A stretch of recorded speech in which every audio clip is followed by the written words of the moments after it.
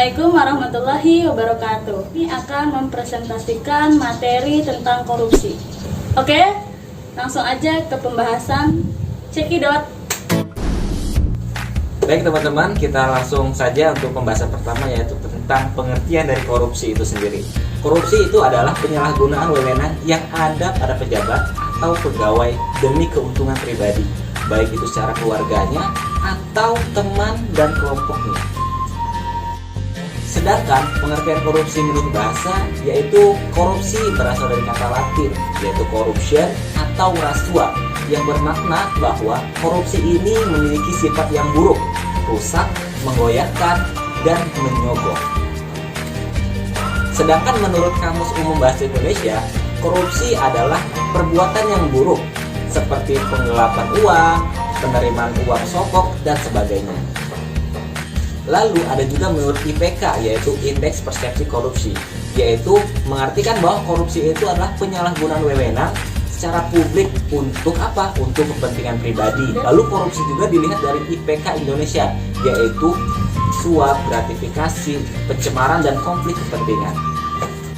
Lalu ada juga pengukuhan tindak pidana korupsi, yaitu berdasarkan Undang-Undang Nomor 20 Tahun 2001 tentang pemberantasan korupsi. Yang pertama ada kerugian keuangan negara. Lalu ada suap menyuap, penggelapan dalam jabatan, pemerasan, perbuatan curang, benturan kepentingan dalam pengadaan, dan gratifikasi. Oke teman-teman, kita lanjut ya pembahasannya. Sekarang kita akan membahas tentang penyebab korupsi. Penyebab adanya tindakan korupsi ini yaitu untuk bertujuan mendapatkan keuntungan bagi dirinya pribadi, kelompok, keluarga, ataupun golongannya sendiri. Di sini ada faktor-faktor penyebab seseorang melakukan tindak pidana korupsi. Yang pertama, kelemahan pemimpin. Yang kedua, kelemahan pengajaran agama dan etika. Yang ketiga, ada kemiskinan. Yang keempat, tidak adanya hukum yang tegas. Dan yang kelima, keadaan masyarakat yang majmuk. Di sini ada macam-macam korupsi terbagi menjadi 7. Yaitu yang pertama, korupsi yang terkait merugikan uang negara, terkait suap menyuap, terkait penggelapan kejahatan, terkait pemerasan, terkait perbuatan curang, terkait kepentingan dalam pengadaan, dan yang terakhir korupsi terkait dengan gratifikasi. Baik, selanjutnya kelompok kami akan mempresentasikan akibat dari tindakan pidana korupsi. Akibat dari korupsi itu bermacam-macam. Salah satunya adalah kebocoran uang negara mencapai 30%. Kemudian investor tidak mau menanamkan modalnya di mana tempat korupsi itu terjadi. Lalu menurunnya kualitas pelayanan publik. Kemudian akibat dari tindak pidana korupsi ini, rusaknya sendi-sendi prinsip pengelolaan keuangan negara.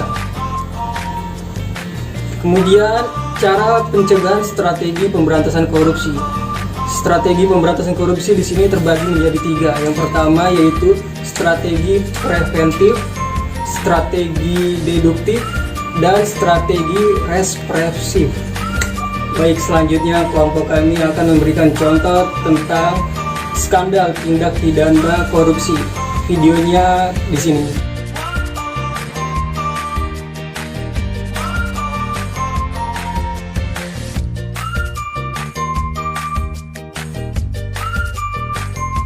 Maka kesimpulannya adalah korupsi adalah suatu tindakan yang tidak baik untuk kita lakukan dan salah satu tindakan yang buruk.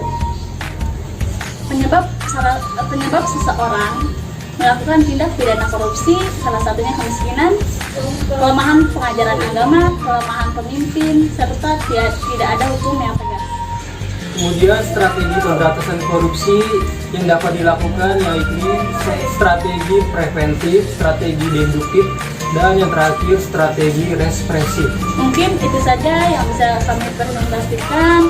Kurang lebihnya kami mohon maaf. Wabillahi taufiq wal hidayah. Wassalamualaikum warahmatullahi wabarakatuh.